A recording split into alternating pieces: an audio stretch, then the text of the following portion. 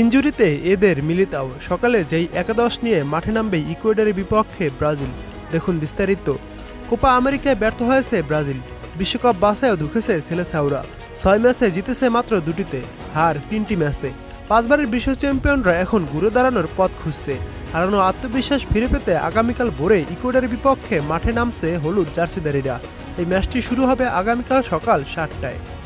বিশ্বকাপ বাছাইয়ের এই ম্যাচ হবে ব্রাজিলের এস্তাদিও পেরেরা স্টেডিয়ামে। এমন পরিস্থিতিতে ফলাফলের চেয়েও দলটির খেলোয়াড়দের খেলার কৌশল ও মানসিকতা নিয়ে প্রশ্ন উঠেছিল। তবে কোচ দরিবাল জুনিয়র নতুন শুরুর আশা দেখছেন। তিনি বলেন, আমাদের সব মনোযোগ এখন বিশ্বকাপ বাছাইকে ঘিরে। ছেলেদের বলেছি এখন আমাদের সেরা ছন্দে ফিরতে হবে। ইকুয়েডরের পর 11 সেপ্টেম্বর প্যারাগুয়ের বিপক্ষে খেলবে ব্রাজিল। এখনও চোট থেকে সেরে উঠতে পারেননি নেইমার জুনিয়র, নিষেধাজ্ঞা আছেন ব্রাজিলের রাফিনিয়া। এদিকে অনুশীলনে মাসেল ইনজুরি হয়ে ব্রাজিলের স্কোয়াড থেকে ছিটকে গেছেন এদের মিলিতাও। তার রিপ্লেস হিসেবে এখনও কাউকে ডাকেনি সিবিএফ। ব্রাজিল আর ইনজুরি যেন একই সূত্রে গাঁথা।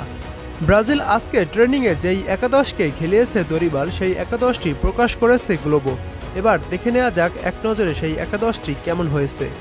গোলরক্ষক হিসেবে রয়েছেন এলিসন বেকার এবং ডিফেন্ডার হিসেবে রয়েছেন গুলহার্মে অ্যারেনা, মার্কুইনহোস, গ্যাব্রিয়েল ম্যাগালহায়েস ও দানিলো।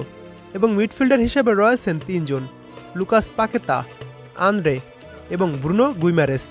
ফরওয়ার্ড হিসেবে রয়েছেন 3 জন, লুইস হেনরিক, রদ্রিগো গোস এবং ভিনিসিয়াস জুনিয়র। 4-3-3 ফরমেশনে এটাই আজকে অনুশীলনে খেলিয়েছে কোচ দরিবাল জুনিয়র।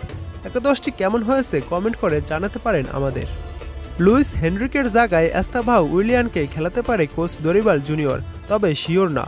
তবে এখান থেকে 2-1টির বেশি চেঞ্জ আসবে না।